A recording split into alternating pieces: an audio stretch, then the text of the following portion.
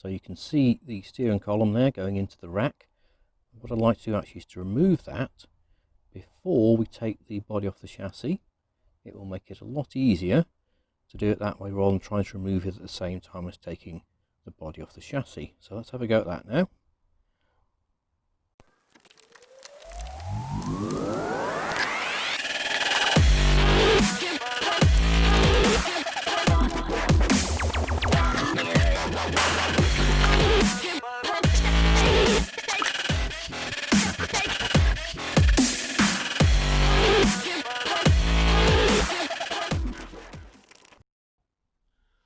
So these are the two components from the steering column we've undone today.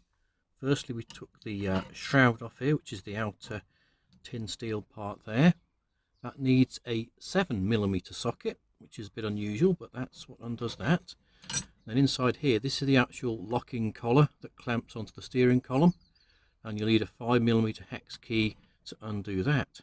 So now we've undone those, we've got no steering lock, and also we'll be able to pull the steering column off the actual steering rack. So next we're going to be using plus gas. Now plus gas is a dismantling lubricant, and it's absolutely fantastic for helping you to dismantle rusted up nuts and bolts. So what you want to do is to get some plus gas and spray it on the affected rusty nuts and bolts that you want to undo, probably 2 to 3 days before you undo them, and it will help you enormously when it comes to dismantling the various components. So definitely a recommended product.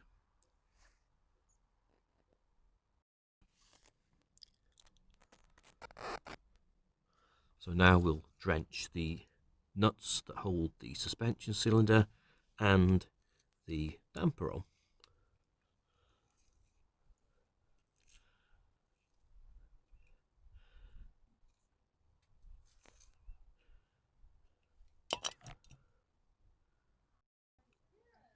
And now we'll do the same on the rear damper and back of the suspension cylinder. Just absolutely drench it in plus gas.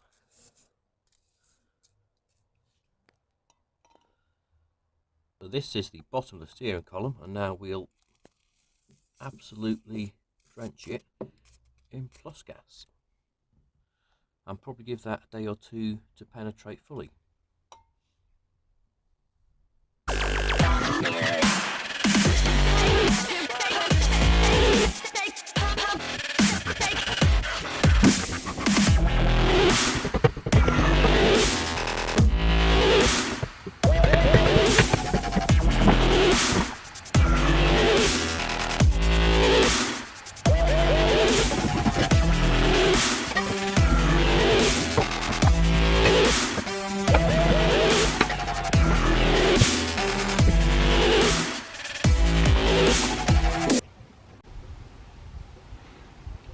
So now we've removed the steering column off the rack.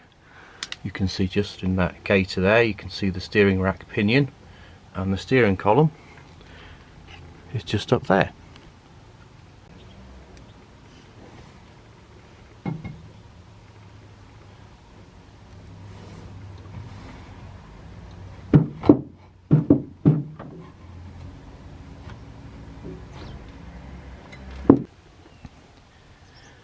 So this is a close-up view of the steering lock there.